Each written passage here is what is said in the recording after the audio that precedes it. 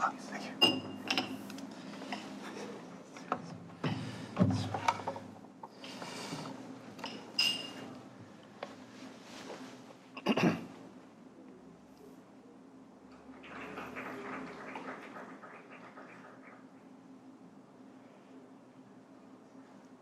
Thank you for the presentation. It's really interesting to see that my research is really close to Savan's. Just two presentations. I'm really interested. I think we share the same research interests. So today I'm going to present about the crisis communication strategy from Wormuth and Jenny motive, which deal with the afterward, probably time two, after some CSR and CSI and some inconsistent information was found by diverse stakeholders.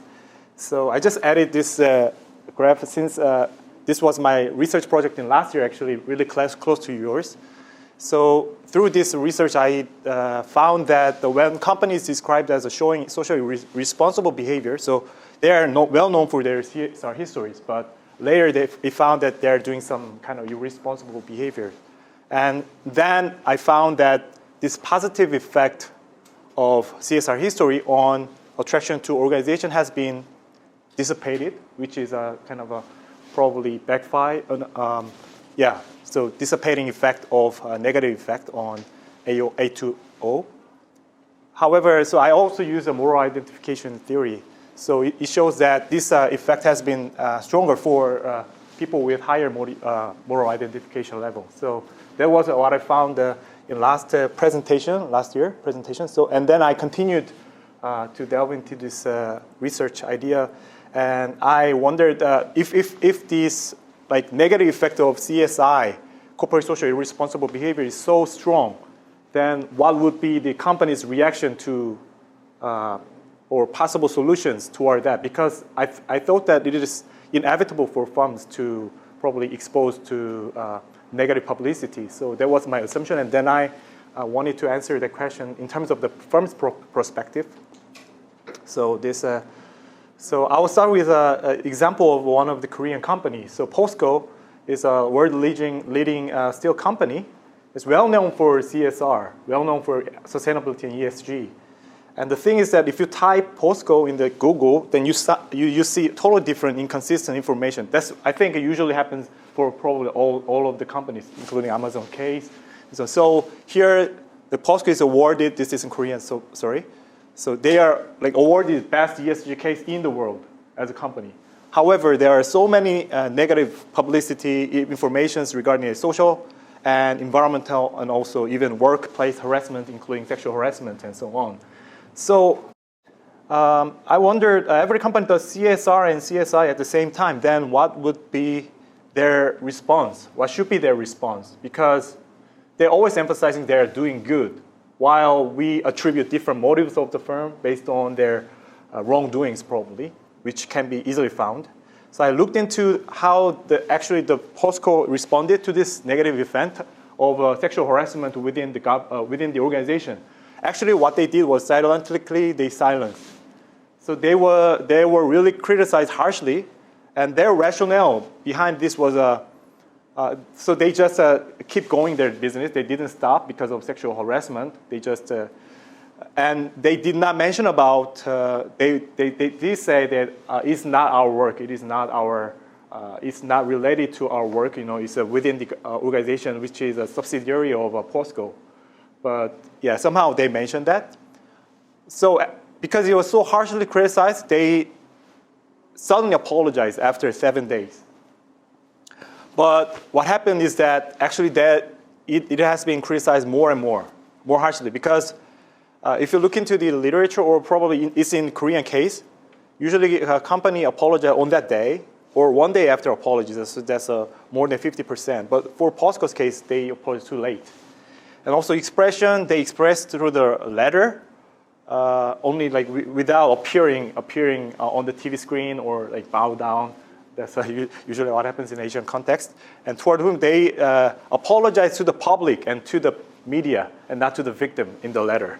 So those are some points that what really interested me. And I wanted to delve into the crisis communication strategy of the firms. Yeah, so again, public response was really negative. They mocked their ESG efforts. So how the firm should respond, crisis communication. Here is the assumption that substantial action follows. I mean, I only deal with communication side, so they should do some practical policies after negative event. Definitely that is the assumption, presumption. From the empirical data, actually a lot of firms are strategically silenced about their negative behavior and apology. But I don't see their strategies are really effective. So then I looked into the other cases. For example, handwritten letter, which was been perceived as a quite positive way, handwritten letters, also bowing down in front of the public. Yeah, so I looked into crisis communication literature. I found that there are mainly 3 strategies. It's not about firm literature, but it's mainly from publicity. So first one is strategic silence. Second is apology. And third one is sympathy, which I think a lot of firms do not really do this sympathy things.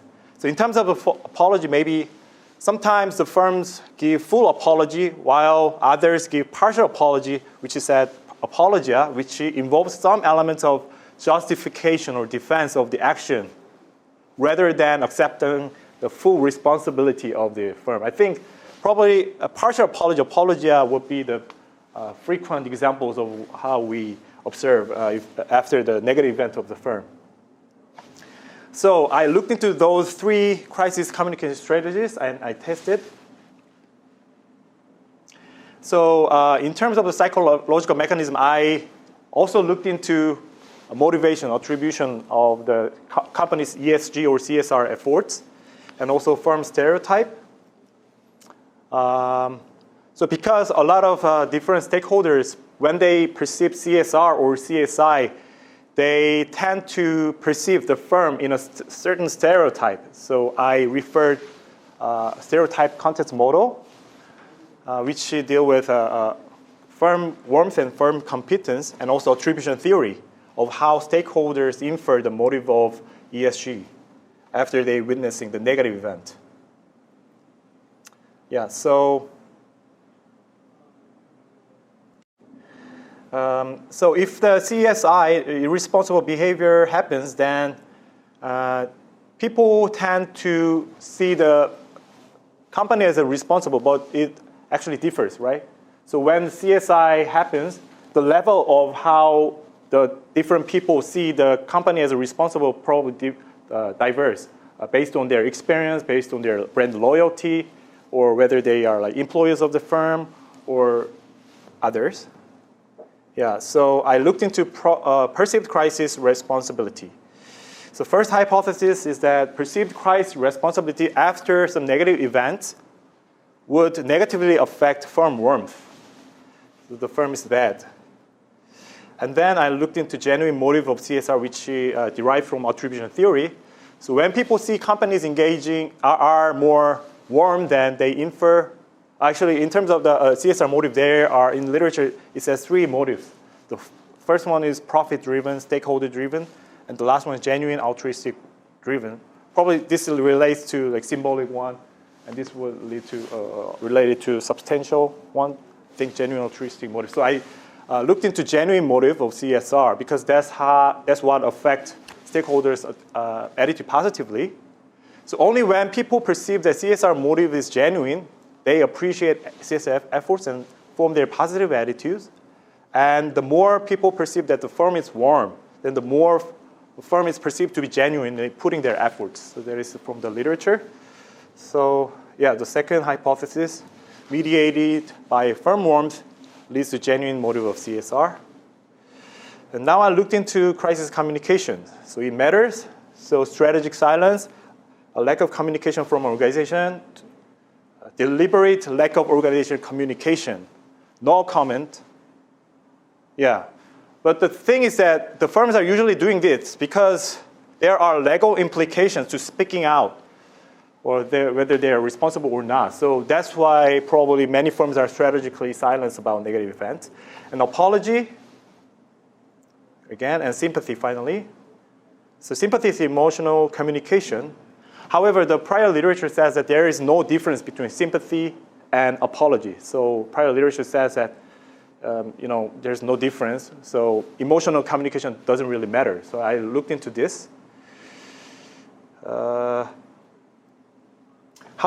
my assumption was that because I looked into attribution theory and firm warmth and genuine motive, actually, when people decide their perceived warmth, they look two aspects, which is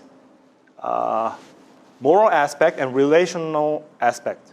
But in terms of the moral aspect, probably sympathy and apology, this is my hypothesis, sympathy would be almost the same. But in terms of relational aspect of communication, I think the sympathy would have higher effect if you just imagine your relationship with your friends, right? So if they are really sympathetic about negative events, then probably it's better than apology. So this is my third hypothesis on crisis communication moderates the effect between mediators.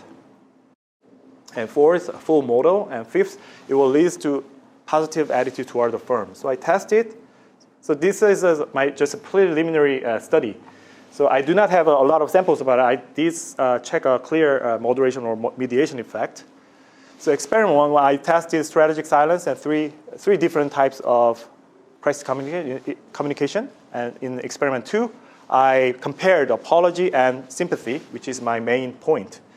So in terms of, I did a scenario-based experiment and adopted apology and sympathy from prior literatures.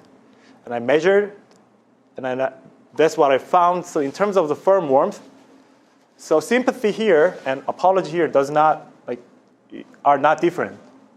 While silence is probably the worst response of the firm, that pattern applies to all other dependent variables or mediators.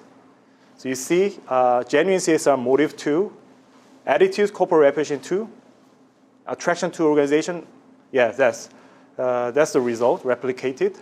Intention to job pursuit as well. So in this experiment one, I replicated, I think, a prior literature on there is no difference between apology and sympathy. Then I further looked into these two different responses, and I tested.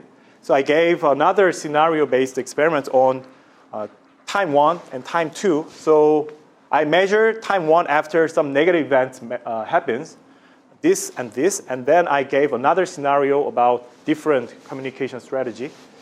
And what I found was that the main effect supported, mediation supported again, moderation effect supported. So it means that I think the core part of this research is this graph. So if you are showing sympathetic communications and your firm warmth prior to your crisis communication has positive effect on firm warmth after crisis communication, while in apology it does not have any effect.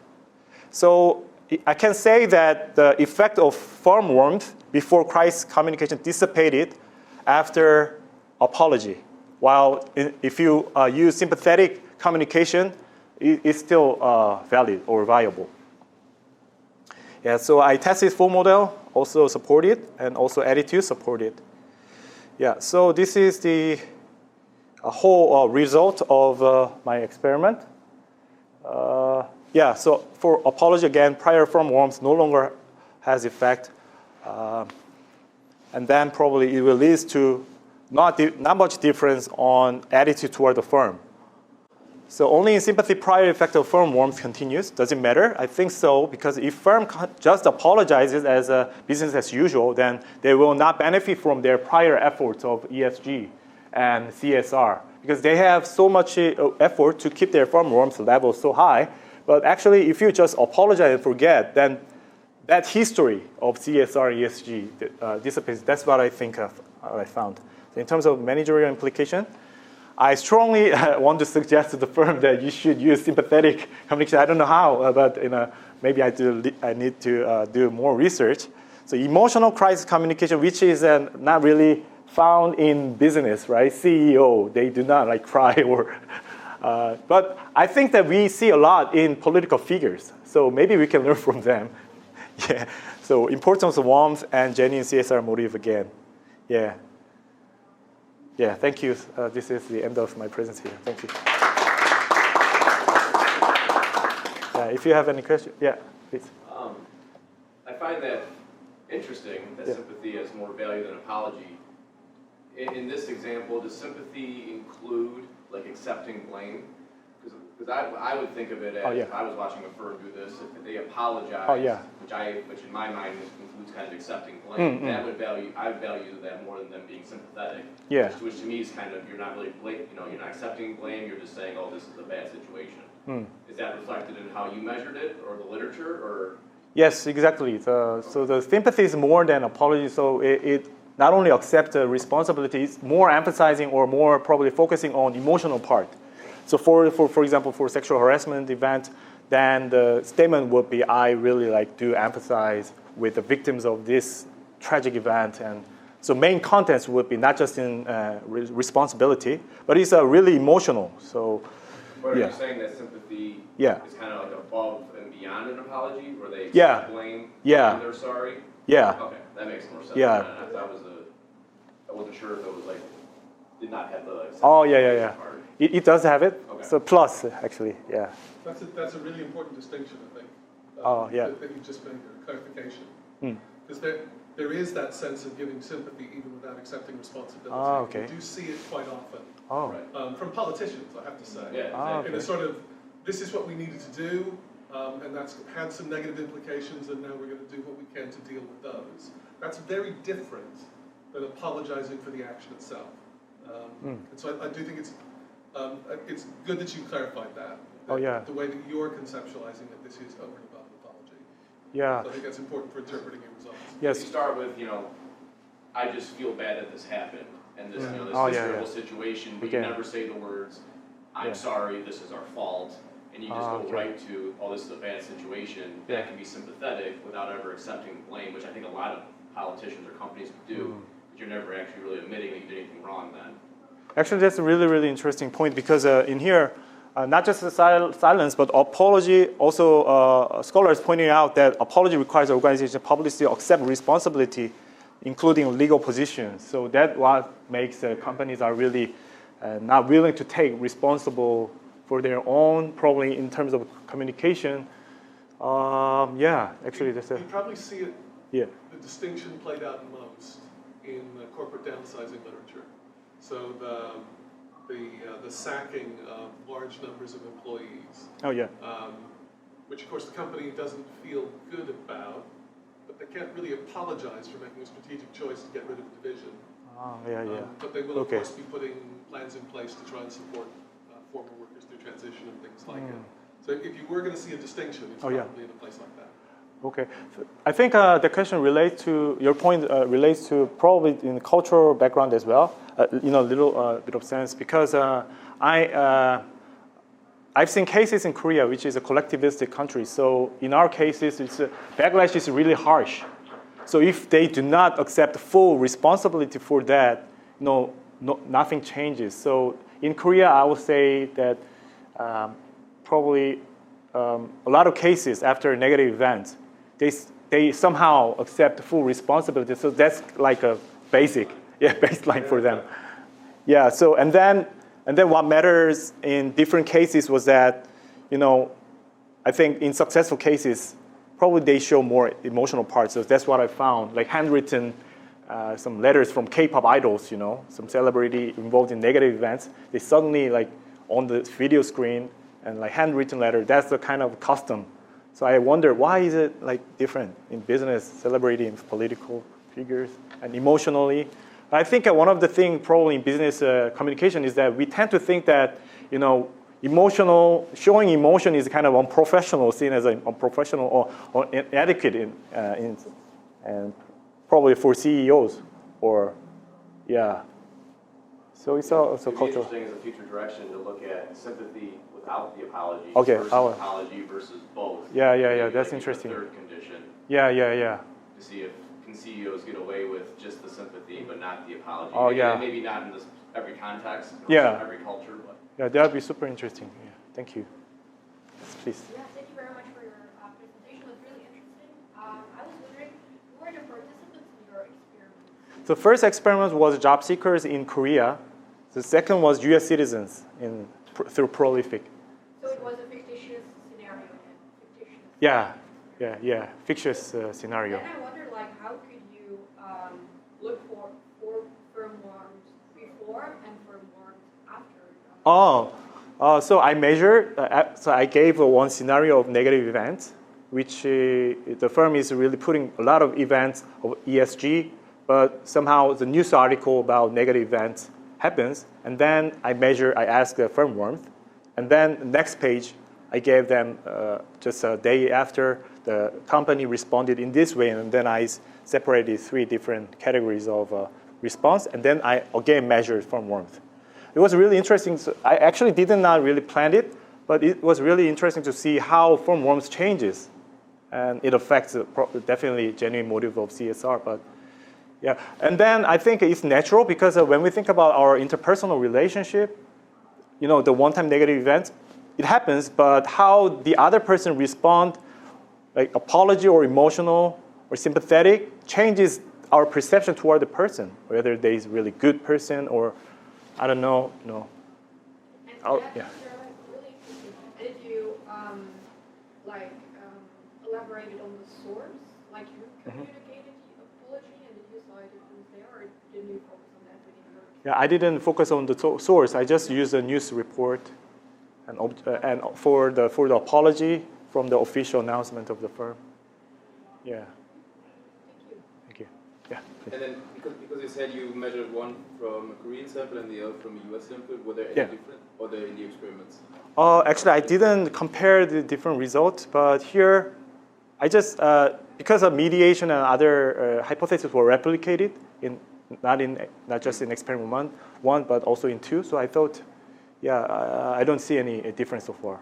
Because I also think just in terms of further directions, which would be interesting. I don't know if there's a 2019 AMJ paper, which also looks at CSI and CSR, and they also have firm warmth in there, but they kind of have a different quadrant where they say you have typical countries where it's a high warmth country, and competence. So they basically they also show a different sample where they use the United States, Germany, Portugal, and Pakistan, and then there they kind of like show the differences, what happens. Because I also think, first of all, I really like the topic and it's super interesting there.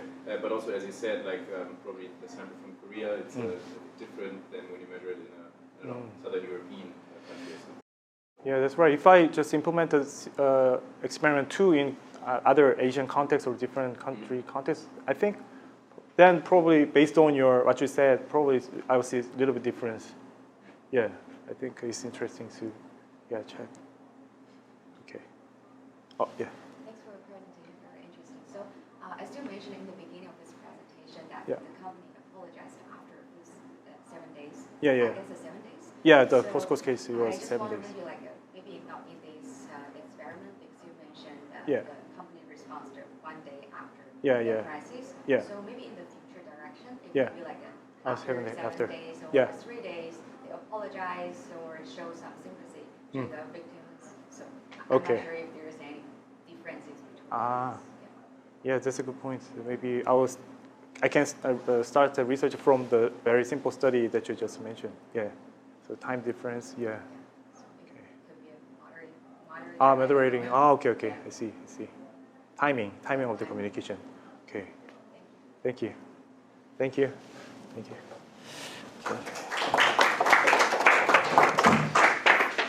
All right, thank you. That's the end of the presentation. Can I just say one thing sort of collectively across some of the work? Thank you very much for presenting results that don't look entirely perfect. And for mediations that don't necessarily work. I think the 2 things I would say are, one, and I have to say this bit out loud, I don't mean it to be discouraging, maybe it's because it's not there. So don't torture your data so much to try and find something that maybe actually it's just not there. But the second one would just be to reinforce a point that I heard several people make, and that is about the real multidimensionality of CSR. The work that I've done previously is not around these sorts of areas, but we went hunting for CSR as part of the psychological contract for employees at work. And ultimately, we found that internal CSR mattered a whole lot in terms of psychological contract, and breach there mattered a bunch. Breach and external didn't matter at all. So I do think it's really important to be open to those ideas that maybe the richness of the CSR data itself can give you some way forward. But really encouraging stuff. Thank you. Thank you.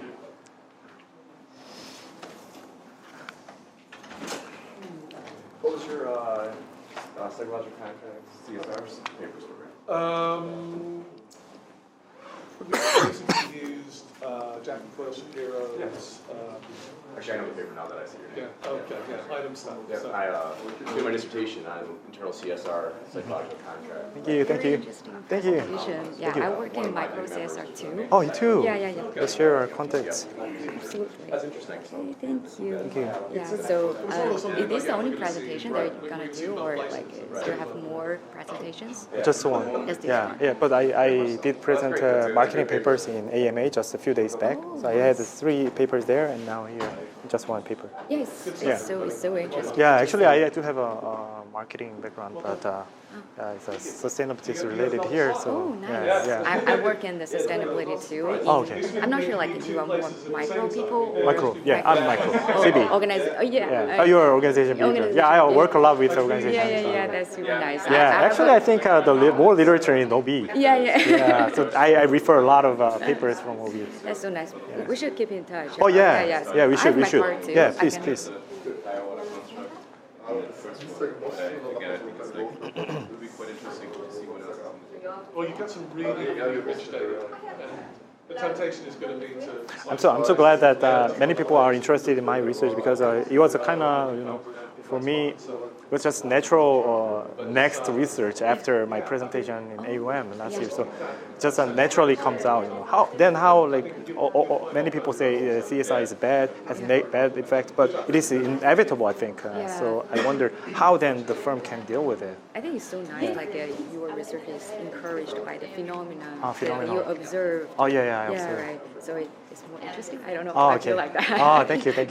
Yeah, I do have my industrial background in CSR work. So that is my research motivation from industrial projects. It was really good to meet you. Yeah, Let's keep in contact. I'll email. Yeah. Very interesting research. Yeah. Thank you. Yeah. Yours Yeah. too. I really liked it. Thank you. Yours too. Which warmth scale do you use? From warmth, I think from.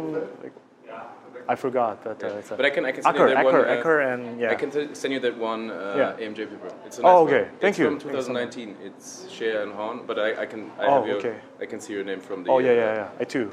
Yeah. Just so that's a nice one. And then Yeah. I don't. Do you know AMJ. any of the work of Magda Donia? Magda Donia? I don't know. It's also she. Oh, it's from Canada, right? I think so. Yeah, Ontario or University something. of Ottawa. Ottawa. Yeah. She's doing some great work, and also because I think for you it will be quite interesting because she does, I think, both some of the CSI things and communication also. Oh, communication also. Wow, it was And really she hard also, for I think, me. like she published a lot in also Journal of Business Ethics, but it's okay. I really like her research. Yeah. Oh wow. It's good. Thank you. Yeah. Yeah. What are you working on? So I'm Law. I'm from Schulich Business School at New York University, Canada. So this is where I live in. Yeah. So my work is really primarily focused on corporate social responsibility. So when you mentioned the Journal of Ethics, the 2091, the hypocrisy, internal and external one, yes. The Scheidler. Yeah. That one. Oh my God, that's one. That's I really like that also. Yeah. This one's good, and then I really like this. There's another Schäfer. It's also a nice one, but there I think it's more about. I think it's also like internal, external, or like substantive and some symbolic. Yeah. But there's some good work coming up right now. Yeah, internal, external. I think like Deborah Roth. Deborah. Yeah. She has some good work. But and then who's good on the? Who I really enjoy read is on the dark side kind of things is. What's it called? Maun or something? François Maun. Yeah. Dark side of CSR. Dark side. He does a lot of dark side, and then Kenneth Thorak. Yeah, it deserves to look further for the dark side of corporate social responsibility. But there's François Maun. He does a lot, and then it's nice. It's also nice because basically like when you look at all the Journal of Business Ethics, the editors and the reviewers also in the corporate social responsibility quantitative issues. I really so I really like their kind of like corporate social responsibility quantitative. You said the quantitative issues. Also, I mean, for me, it's also I submitted there because Asad El Akremi, who the construct that I'm using, he's also the editor there. You mean the journal name is? Journal of Business Ethics. Oh, okay, I see. And then there, the section they have corporate social responsibility, quantitative issues. Yeah, so every time when I talk to people that I'm working on the corporate social responsibility, they say, "Oh, you must be a strategy person." I said, "No, no, it's always." I'm a but I mean, it's person. like also like I have a lot of from school that I also know that work more on the kind of like rating things and stuff. So on the it's great if we can in like an interdisciplinary studies. Yeah, interdisciplinary. Yeah, I'm gonna give my card to you. Yeah. Sorry, I didn't bring one, but yeah. It's okay. I can take a photo, right? Oh yeah. I'm so glad that you raised the corporate hypocrisy. That's my passion. So I just took a photo for you. Thank you again. Connecting the LinkedIn. Yeah, it's nice. I really like it's also because when you look at all the papers that were published in like 2012 to 2018, like everything was still focused, especially on the micro CSR thing. Always was so focused on organizational identification gets up, OCB gets up. Everything is just like how do we get things better? And I think it's great because it still has. I totally agree with your point. But then it's at one point you're just reading and you're thinking there's way more nuance. So I also like the experiment approach where you can bring into that. Okay, what is this happens and that happens. It's a bit more practical implications, I think, also than some of the other works. I also got some similar questions like, does the perceived CSR really matters? So like, things like the CSR is more like too public. So I always get questions from the strategy. I always tell the people then there's this like popular saying that perception is reality. So it doesn't matter because even an employee, and I mean in the end that's also I think the nice thing with the different stakeholder perspectives because even if your company has like the highest ESG rating, if the company if the employees don't know about it, then it doesn't really matter at this point. That happens because a if lot. you look at the individual level, and then sometimes, or also on the other hand, because I think right now there is actually a lot of companies which have a good ESG rating, but they're just like they have very good consultants probably which know what to do to get like the nice ratings, but then still everybody and especially also consumers or employees they think less of their of the CSR performance than the maybe ratings. My partner works in the finance industry, so they need to give some like credits to like. That's why you want to have it. And I talked to him. I said, okay, how about like the real ESG? So he said, there are some tactics there. And it's really in my early research. I also looked at some of the because I wanted to combine some of the things. But then when you look at the like Asset 4 ESG ratings or something, it's crazy because sometimes it's really just the companies. It's just binary questions, and they have to like, do you have a governance process for XYZ or something, and then they just say yes or no, and then of course, like I mean, if you want to get high in the ratings, then you, as you said, there's ways to do it. A lot of self-report. Just a greenwash. It's really nice to guys. Nice to meet you. Let's connect later on after. Have a good day. Thank you very much. Have a good day. Thank you.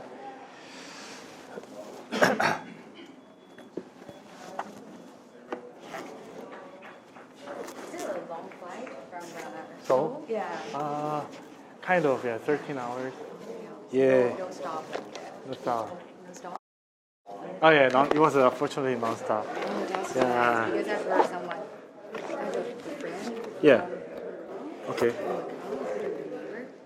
takes around like 16 hours. 16 hours. Oh yeah. So it takes like a lot. work too. Yeah. So I only come to the conference once a year actually. I would like to, but it takes a lot of time. Yeah, it takes a lot of time. Yeah. Also financially, it's a kind of burden to me.